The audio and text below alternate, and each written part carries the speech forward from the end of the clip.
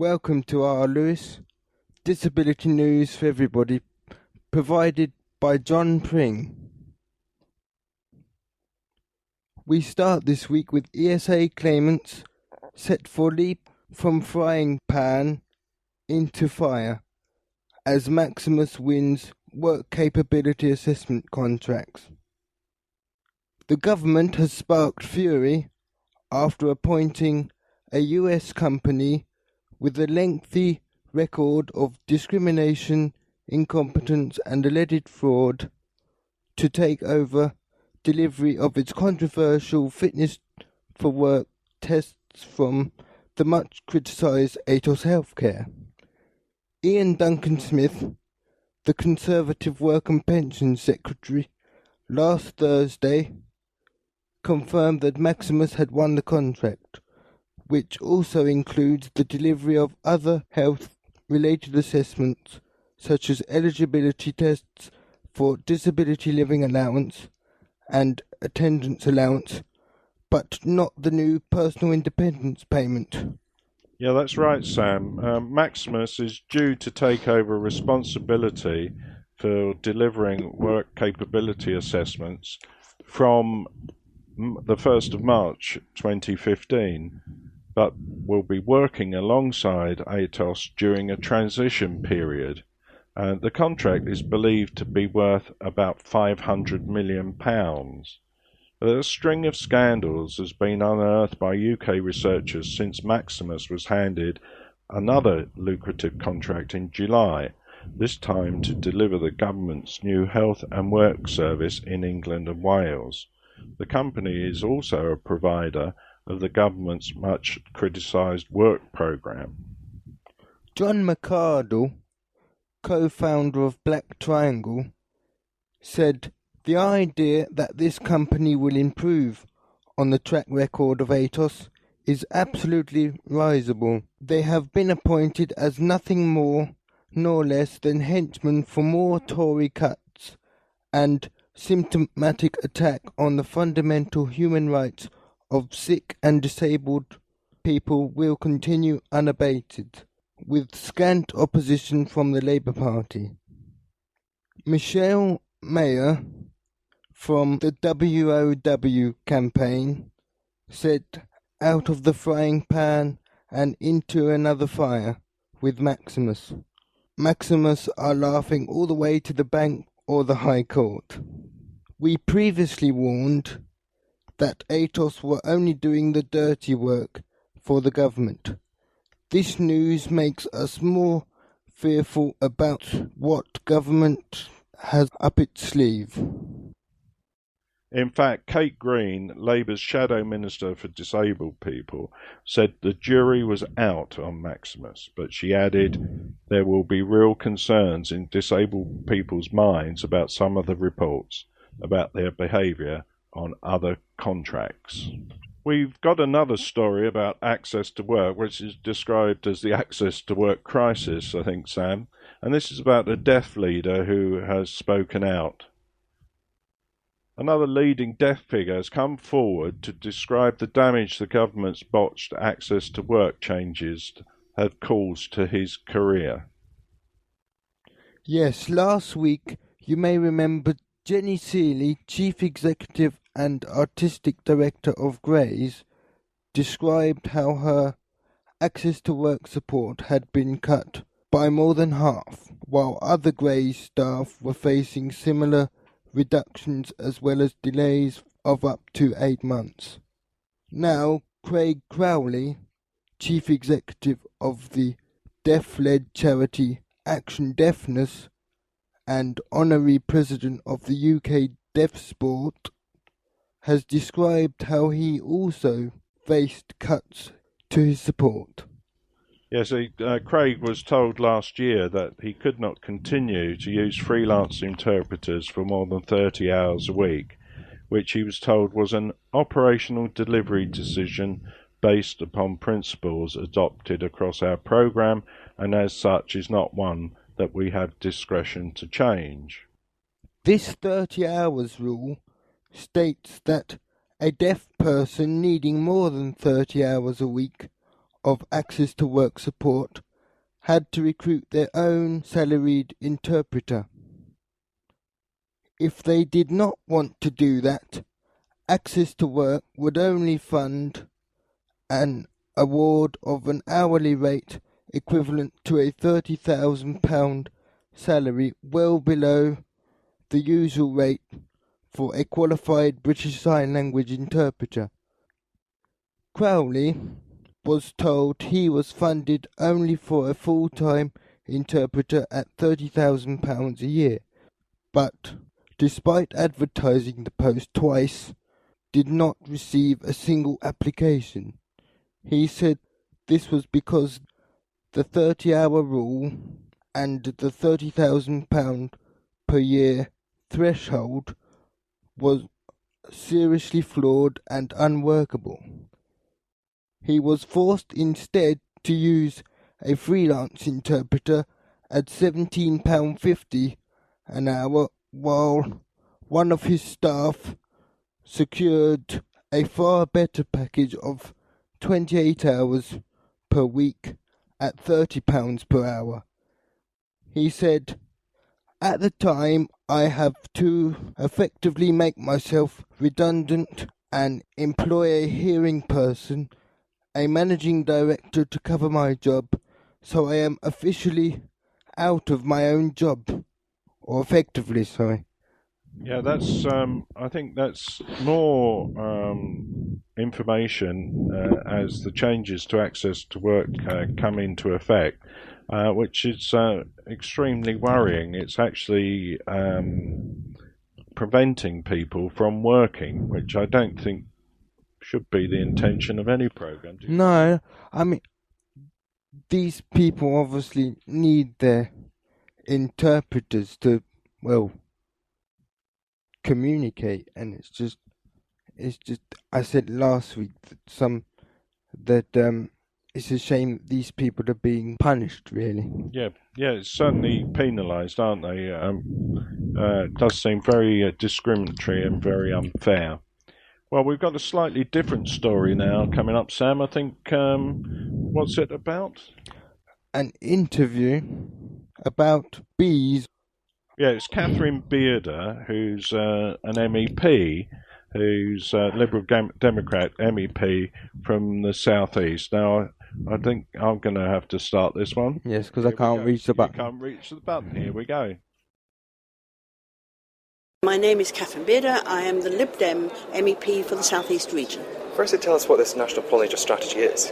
Well, it's a 5-point plan to put in place strategies with farmers, large landowners and councils and the railways to have a strategy to make sure that we have a bee-friendly environment. So that's not cutting the wrong time of the year. It's making sure that there are pollen-rich flowers planted there and the wildflowers are allowed to grow up, and a whole raft of measures. My concern is that it doesn't include cutting back on the pesticides that we know are damaging bees and other pollinators. Yeah, and with that in mind, how does that work with the existing EU laws? Well, what we have, the one that's in the frame at the moment is neonicotinoids, and there is a moratorium on the use of those until more science has been done, and we've got a couple of years where we can't use it. It's still being manufactured in the European Union and exported and used around the world, and still being used in some parts of the EU. We need to get that science sorted. We need to make sure that we don't use things that kill off the bees and the other flying insects that we rely on so much. With that in mind, the strategy designed to protect them, I mean, is there any potential that the strategy won't work until we have the clear science on these pesticides? Well, it will work because we're not using them as much as we were the pesticides. What we've got to do is make sure that we don't allow them back in through the back door. We need that science. We need it clear. We need to be working on a precautionary principle, which is what we do for everything else. First, do no harm. And until they are safe. I know it's difficult for farmers because they say to me that it's a tool out of their tool chest to use that. But there are different ways of farming, and we have to go back to more historical. It's no good having a pest-free rape if we've got no apples on the trees because there are no pollinators for the apples and the cherries and the fruit crops.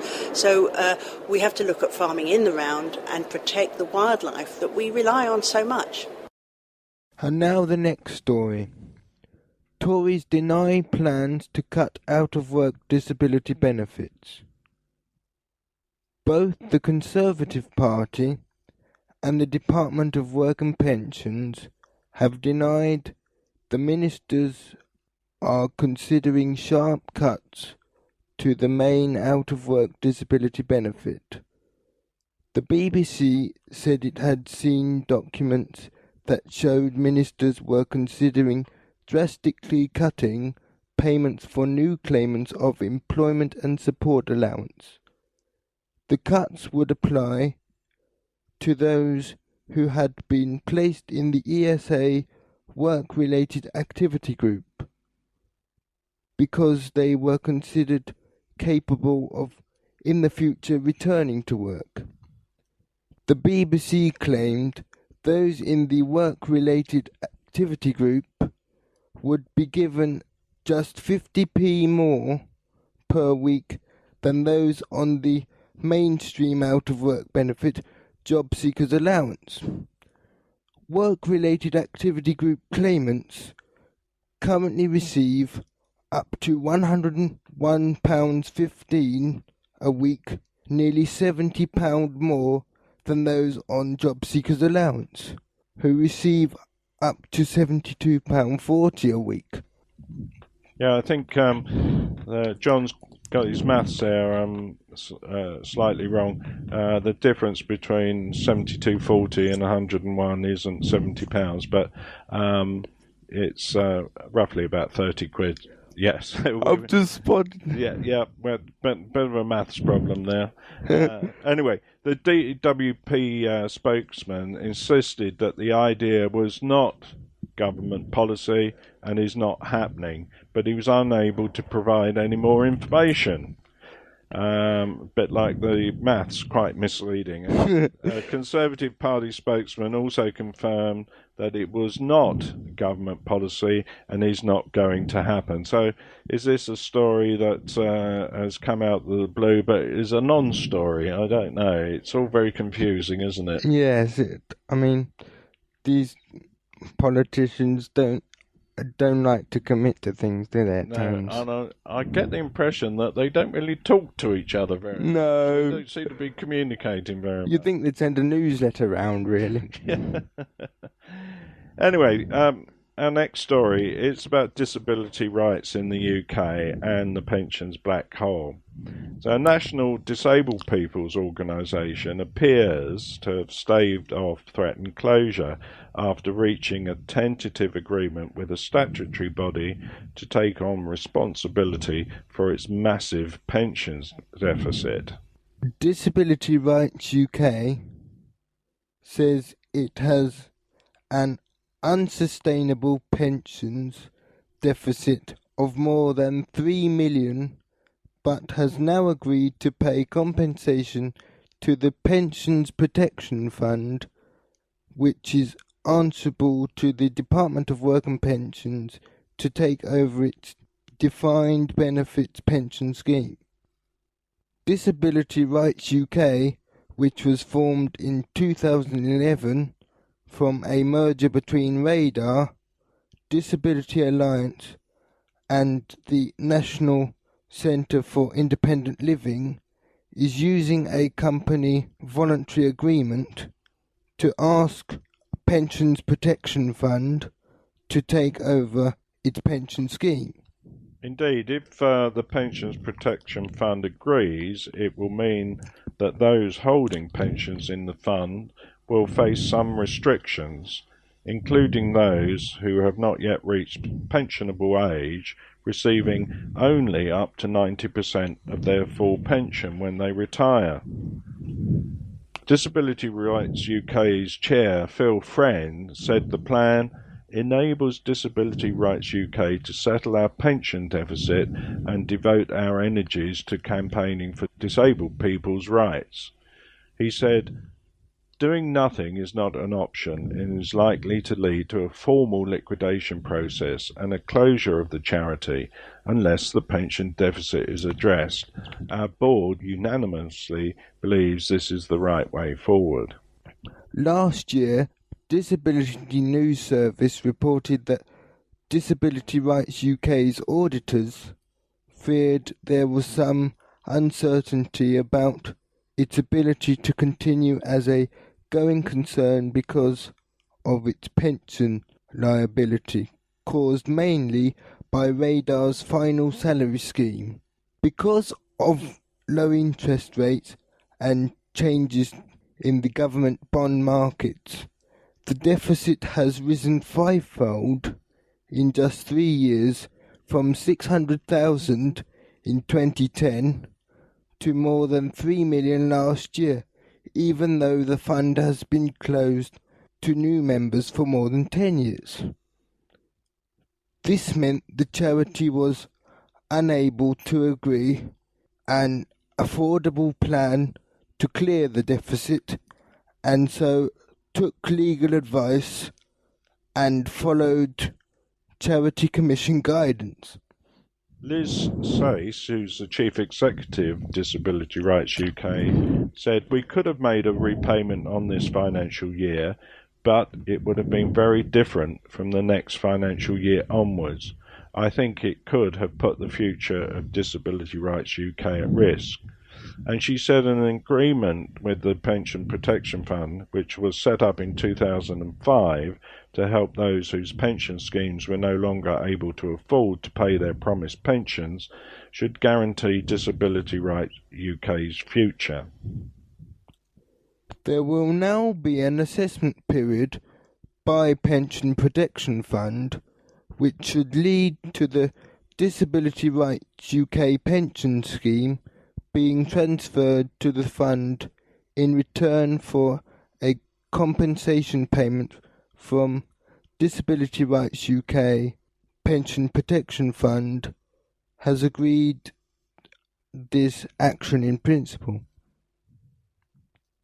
In the first 2 years of full operation, Disability Rights UK has broken even despite paying significant sums in pension repayments and associated costs, and it insists that it is sustainable and that its business model is entirely viable. Now, the Pension Protection Fund plan will have to be voted through by both Disability Rights UK members and its creditors. If approved, the granting of a company voluntary agreement will have no effect on Disability Rights UK staff, and its work will continue as planned, the charity said. So Bert Massey, who's a former Radar chief executive and a member of the Disability Rights UK pension scheme, said the charity had been faced with a real dilemma. He said, "If I was running Disability Rights UK today, I would probably make the same decision, even though it damages me. If you accept that what Disability Rights UK are doing is worthwhile, the trustees have a duty to protect what they are doing. I can't say I'm bouncing with joy, but where are the other options? He has already turned 65, so will not be hit by the reduction to 90%, but will still experience a reduced payment because his pension will now be increased every year by slightly less than the rate of inflation." Well, that's an interesting story. Sort of on a national level, Disability Rights UK is an important charity, a long-standing. Well, it's not that old, is it? Because it was just formed fairly recently. But the groups that go towards it are long-standing charities, and it's important. But and very worrying that it found itself in this situation, I think. But it's a big debt. It is a big debt. It's a lot of money, £3 million. And the main thing is that it will be able to continue with its work. I don't think we're going to have any problems with pensions fund because we don't have a pension because nobody's paid. That's one way round it. Well, is that everything for the Our Lewes show this week, Sam? Yep. This week's news was provided by John Pring, which can also be found on www.disabilitynewsservice.com. Thank you, Sam. You've been listening to Our Lewes, a podcast from Radio Lewes and Oyster Project members in Lewes, of all places, United Kingdom. I'm John Russell. I'm Sam Sinclair. And it's goodbye from both of us. And it's goodbye from him. Goodbye, Sam. Goodbye.